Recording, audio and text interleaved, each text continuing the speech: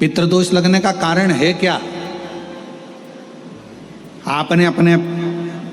गए हुए पूर्वजों के लिए तर्पण भी करा, पिंडदान भी करा, तिलांजलि भी दी, ब्राह्मण का भोजन भी कराया, सब कुछ करा जो आपसे बन सकता था, आपने सब कुछ करा, सब कुछ। फिर पितृदोष कैसे लग गया? फिर पितरों का दोष कैसे लग सकता है? तो पितरों ने तुरंत भगवान देवाधिदेव महादेव से कहा कि संसार सागर में माता पिता के रहते हुए उनका आदर ना कर पाना, या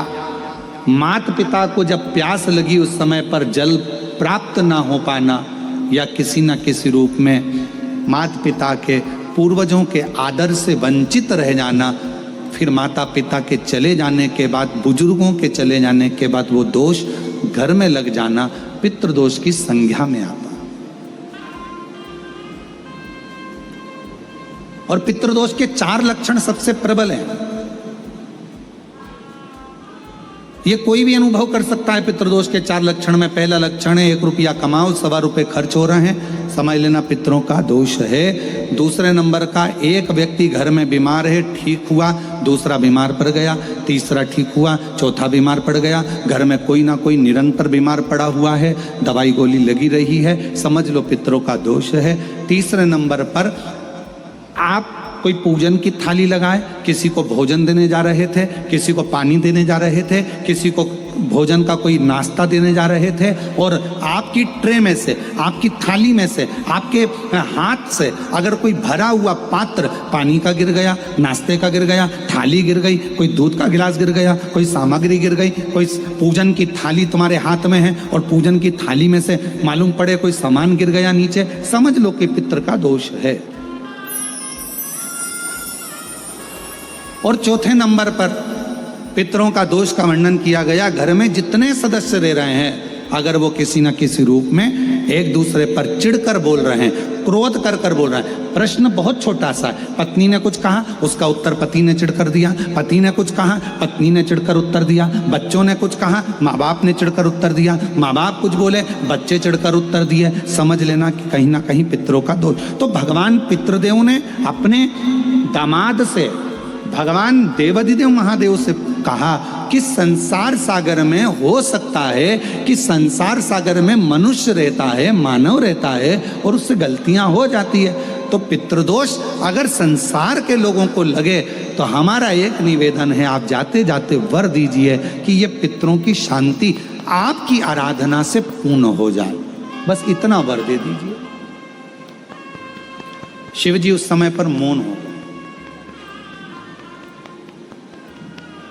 भगवान देवाधिदेव महादेव एकदम मौन।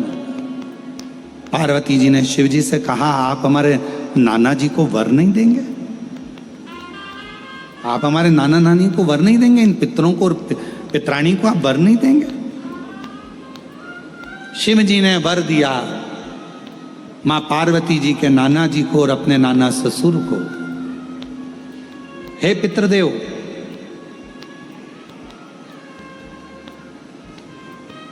मैं आपको वर देता हूं, श्राद्ध पक्ष के 16 दिन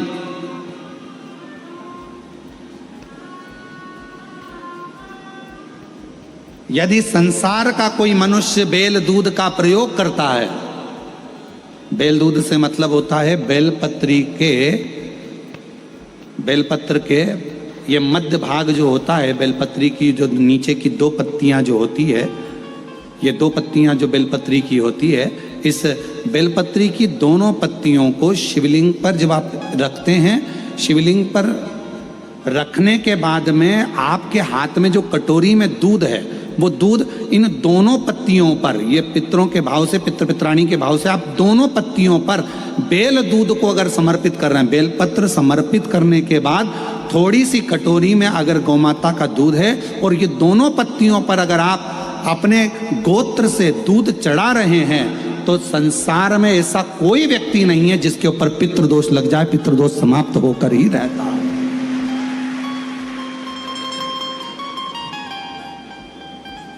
शिवलिंग पर बेलपत्र चढ़ाई, बेलपत्र चढ़ाकर ये नीचे की जो पत्ती है, आपका जो दूध का भाग है, वो 2 पत्ती पर चढ़ना चाहिए, तीसरी पत्ती पर जल का भाग आता है। 2 पत्ती पर आपका दूध का भाग रहे।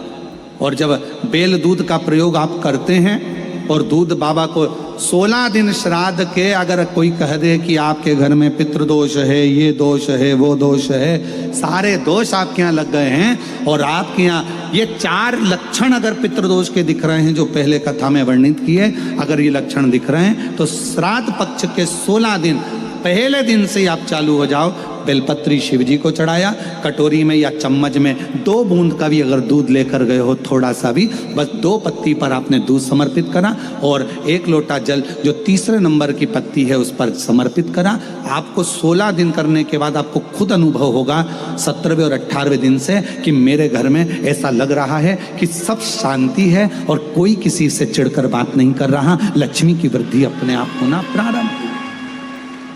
कैसा भी।